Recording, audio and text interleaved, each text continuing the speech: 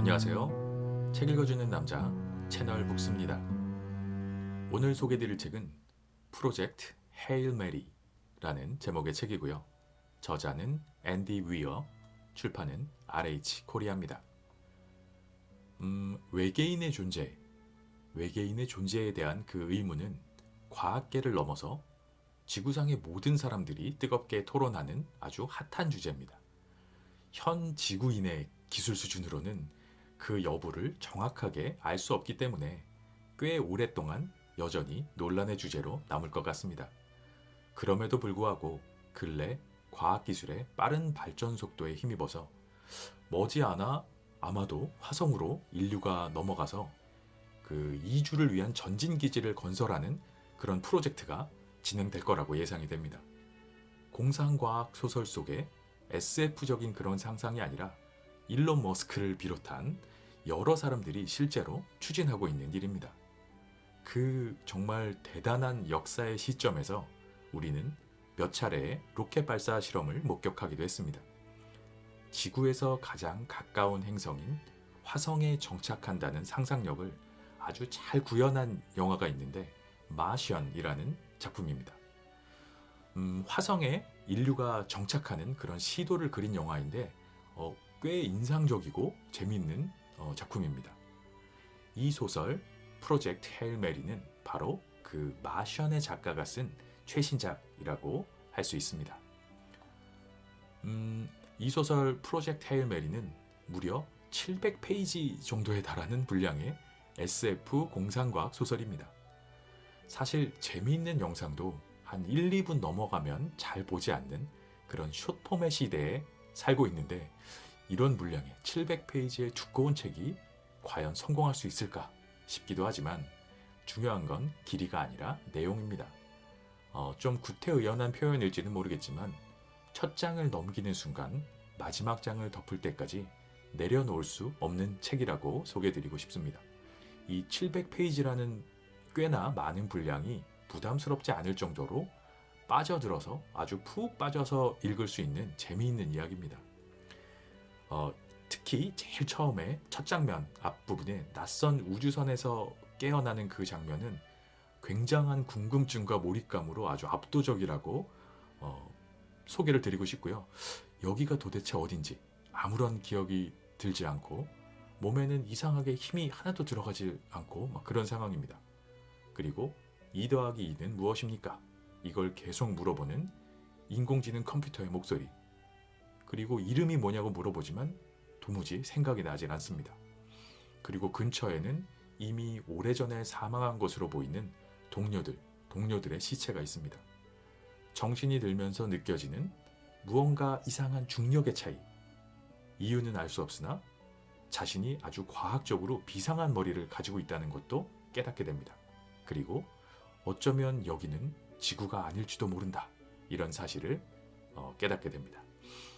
결정적으로 컴퓨터 대기 화면에서 발견한 임무의 로고, 헤일 메리라는 로고를 보게 됩니다.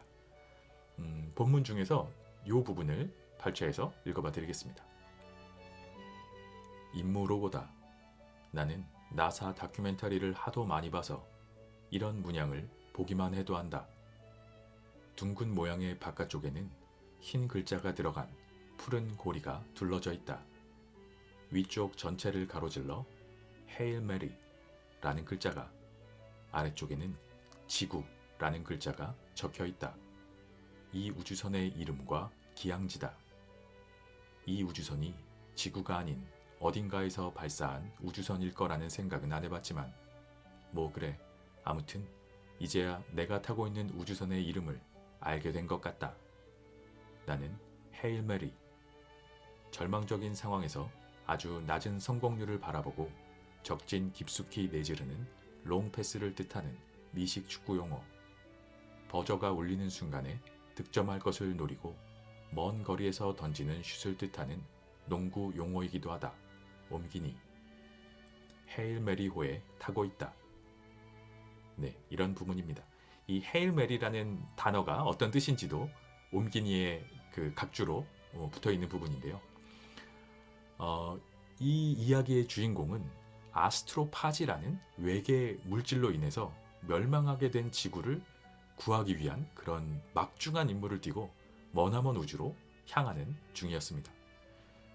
전 인류의 모든 기술과 자본, 이 모든 것을 총동원한 마지막 희망이었던 겁니다.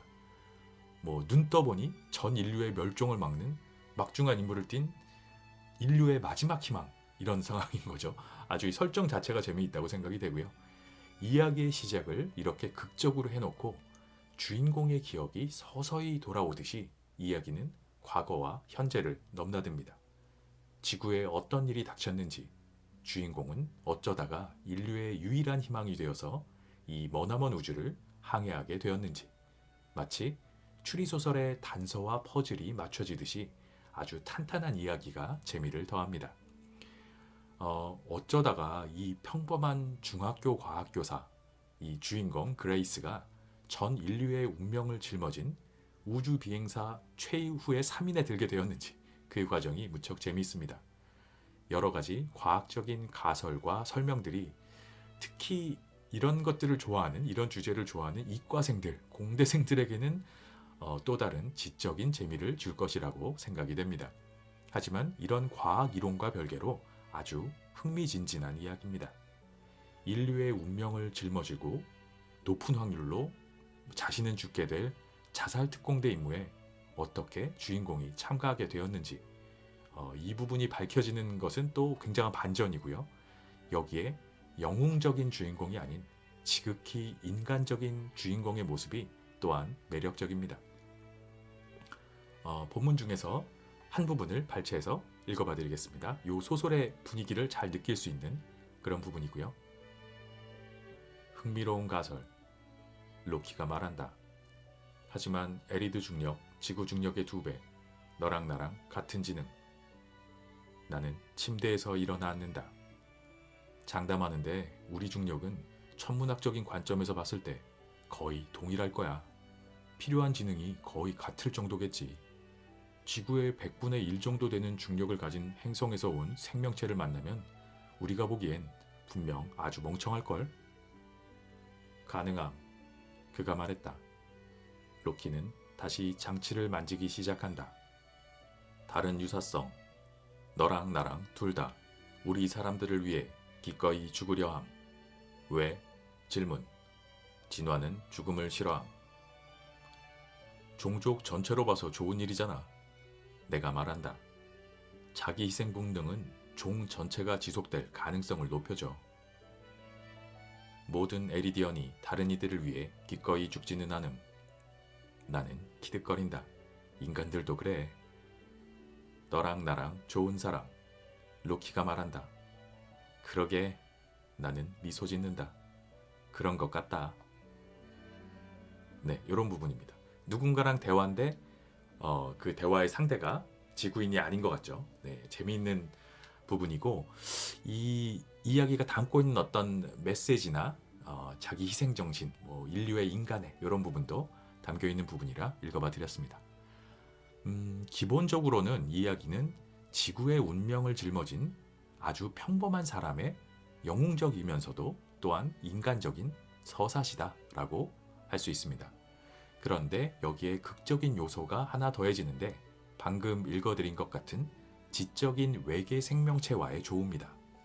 이 만남으로 인해서 인류의 생존을 위해 돌아갈 수 없는 길을 떠나온, 원웨이로 떠나온 주인공에게 지구로의 복귀라는 희망이 다시 생겨납니다.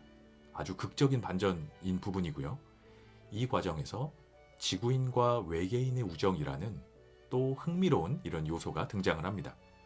각자 자신의 행성에 존망을 짊어지고 우주 한복판에서 만난 이계 종족이 서로 협력하고 우정을 쌓아서 문제를 해결하는 이야기가 아주 극적입니다.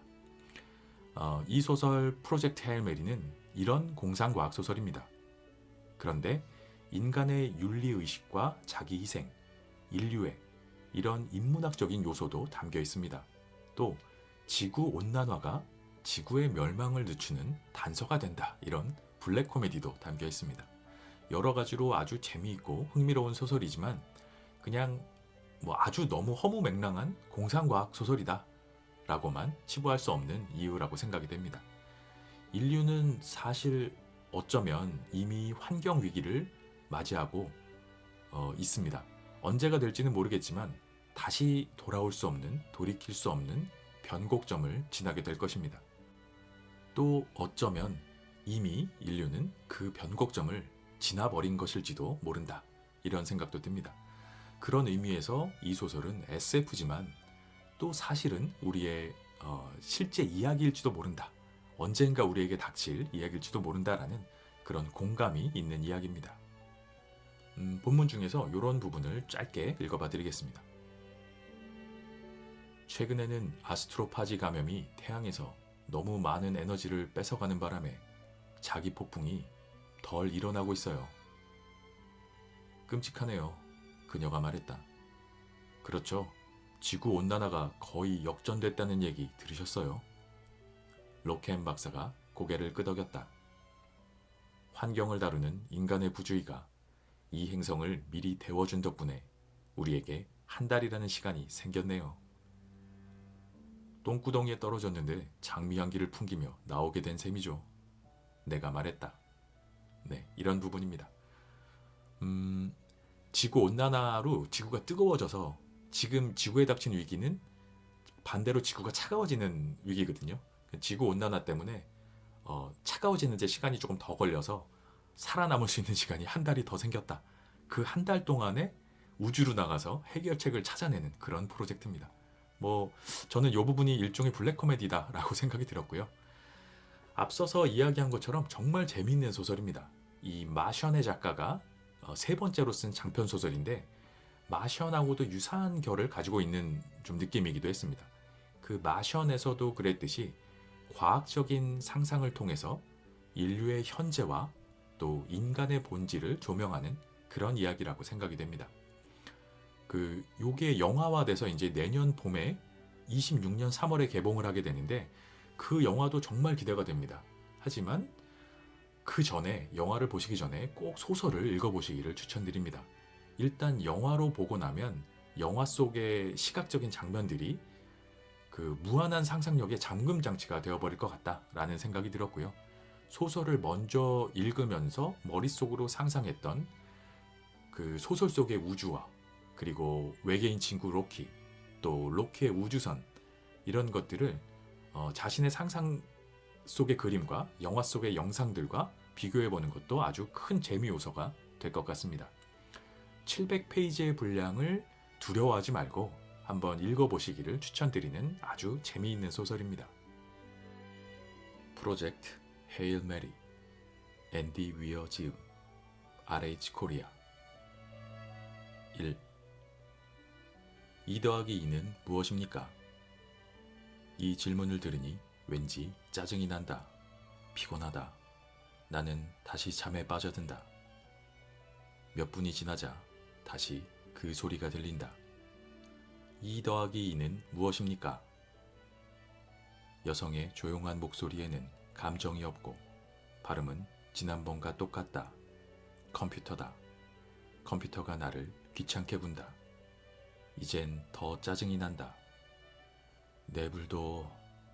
내가 말한다. 놀랍다. 나는 내버려둬 라고 말하려 했다.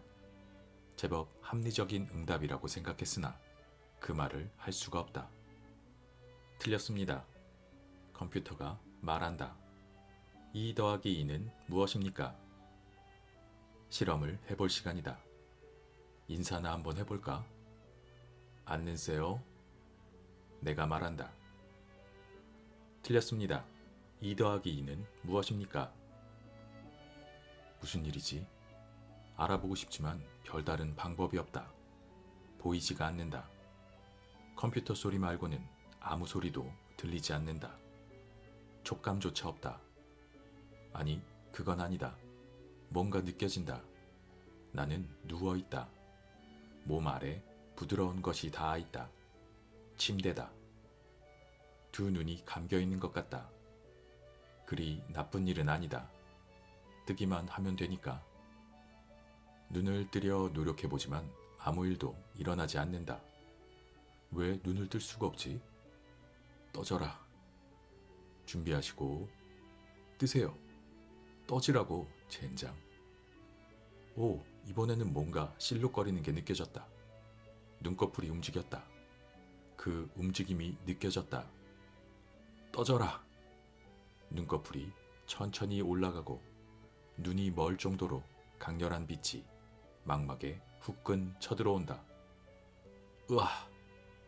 나는 순전한 의지력으로 눈을 계속 뜨고 있는다. 다양한 통증이 모든 것을 희게 색칠한다. 안구 움직임이 감지되었습니다. 컴퓨터는 나를 계속 괴롭힌다. 2 더하기 2는 무엇입니까? 흰 빛이 가라앉는다. 눈이 적응하고 있다. 슬슬 주변이 눈에 들어오지만 아직은 하나도 못 알아보겠다. 어디 보자. 손은 움직여지나? 아니, 발은? 아니. 하지만 입은 움직일 수 있는 것 맞지? 뭐라고 중얼거리고 있었잖아. 알아들을 수 있는 말을 한 것은 아니지만 그래도 뭔가 말하기는 했다. 네. 틀렸습니다. 2 더하기 2는 무엇입니까? 이제는 조금씩 사물의 형태를 알아볼 수 있을 것 같다. 나는 침대에 누워있다. 침대는 뭐랄까? 타원형이다. LED 조명이 나를 내리쬐고 있다. 천장에 달린 카메라들이 내 동작 하나하나를 지켜본다.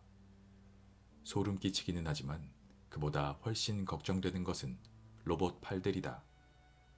광택 처리가 된 강철 골조 2개가 천장에 걸려 있다. 둘 다 손이 있어야 할 자리에 어떤 도구들이 달려 있다. 불안하게도 구멍 뚫는 데 쓰면 딱 좋게 생겼다. 마음에 든다고는 못하겠다. 넷! 내가 말한다. 이 정도면 될까? 틀렸습니다. 2 더하기 2는 무엇입니까? 망할. 나는 모든 의지력과 내면의 힘을 끌어모은다. 동시에 조금씩 공포감도 찾아온다. 잘됐다. 그것도 이용해야지. 넷! 결국은 내가 말한다. 정답입니다. 천만다행이다. 이제는 말할 수 있다. 뭐 이런 것도 말이라면. 안도의 한숨을 내쉰다. 잠깐, 방금 호흡을 통제했다. 나는 일부러 한 번 더 숨을 들이쉰다. 입속이 쓰리다. 목구멍도 쓰리다. 하지만 이건 나의 쓰라림이다. 내게 통제력이 있다. 나는 산소 마스크를 끼고 있다. 마스크는 얼굴에 단단히 매어 있으며 내 머리 뒤쪽으로 돌아가는 호스와 연결되어 있다. 일어날 수 있을까? 아니. 하지만 고개는 약간 움직일 수 있다. 내 몸을 내려다본다. 나는 알몸이고 셀 수 없이 많은 관에 연결되어 있다. 관은 2 팔에 하나씩 있고 2 다리에도 하나씩 있으며 남성의 물건에도 하나 꽂혀 있다. 관 2개는 내 허벅지 아래쪽으로 들어간다. 그중 하나는 내 엉덩이 사이 햇빛이 들지 않는 계곡으로 들어가는 것 같다. 좋은 일일 리가 없다. 게다가 나는 전극으로 뒤덮여 있다. 심전도 검사 장비에 달린 것 같은 붙이는 센서다. 심전도 검사 장비와 다른 점은 전극이 온 사방에 붙어 있다는 것이다. 뭐 그래도 이것들은 몸에 쑤셔 넣어지는 대신 그냥 피부에 붙어 있는 거니까. 여기 나한테서는 쌕쌕거리는 숨소리가 난다. 다시 말한다. 여기가 어디지? 팔의 세제곱근은 무엇입니까? 컴퓨터가 묻는다. 여기가 어디야? 나는 다시 말한다. 이번은 좀 더 쉽다. 틀렸습니다. 팔의 세제곱근은 무엇입니까? 나는 심호흡을 하고서 천천히 대답한다. 2 곱하기 2의 2i 파이승. 틀렸습니다. 팔의 세제곱근은 무엇입니까? 하지만 난 틀리지 않았다. 그냥 컴퓨터가 얼마나 똑똑한지 알고 싶었을 뿐. 답은 그리 똑똑하지는 않다는 것이다. 내가 말한다. 정답입니다. 나는 후속 질문을 기다리지만 컴퓨터는 만족한 듯하다. 피곤하다. 나는 다시 잠들고 만다. 나는 눈을 뜬다. 얼마나 정신을 잃었던 걸까? 푹 쉰 기분이 드는 걸 보면 꽤 시간이 흐른 게 분명하다. 나는 딱히 어렵지 않게 눈을 뜬다. 나아진 셈이다. 손가락들을 움직여본다. 손가락은 내 지시대로 실룩거린다. 좋다. 이젠 뭔가 될 것 같다. 손 움직임이 감지되었습니다. 컴퓨터가 말한다. 가만히 계십시오. 뭐? 왜? 로봇 팔들이 내 쪽으로 다가온다. 빠르게. 내가 알아차리기도 전에 그 팔들이 내 몸에 연결된 관 대부분을 제거했다. 나는 아무것도 느끼지 못했다. 어차피 피부가 얼얼해서 별 감촉이 없긴 하지만 남은 관은 딱 3개다. 팔에 꽂힌 링거줄, 엉덩이로 들어간 관, 그리고 소변줄. 특히 뒤에 2가지는 꼭 제거해줬으면 하는 시그니처 아이템 같은 것이었지만 뭐 괜찮다. 나는 오른팔을 들었다가 팔이 다시 침대로 툭 떨어지게 놔둔다. 왼팔도 똑같이 해본다. 둘 다 엄청나게 무겁게 느껴진다. 나는 같은 과정을 몇 차례 반복한다. 내 2팔은 근육질인데 이렇게 힘이 없다니 말이 안 된다. 몸에 엄청난 의학적 문제가 있어서 이 침대에 꽤 오랫동안 누워 있었던 것 같은데 그게 아니라면 왜 나한테 저것들을 덕지덕지 달아뒀겠나? 근무력증 같은 것이라도 있어야 하지 않나? 의사도 있어야 할 텐데 아니면 병원 소리라도 들리든지. 게다가 이 침대는 또 뭐람? 침대는 직사각형이 아니라 타원형이다. 게다가 바닥이 아니라 벽에 붙어 있다. 관을. 내 말꼬리가 흐려진다. 지금도 좀 피곤하다. 관을 빼줘. 컴퓨터는 반응하지 않는다. 나는 몇 번 더 팔을 들어본다. 발가락을 움직거린다. 확실히 나아지고 있다. 발목을 앞뒤로 움직여본다. 잘 된다. 2 무릎을 들어본다. 다리도 근육이 탄탄하다. 보디빌딩 선수처럼 굵은 건 아니지만 사경을 헤매는 사람이라기에는 너무 건강해 보인다. 하긴 얼마나 굵어야 정상인지는 잘 모르겠지만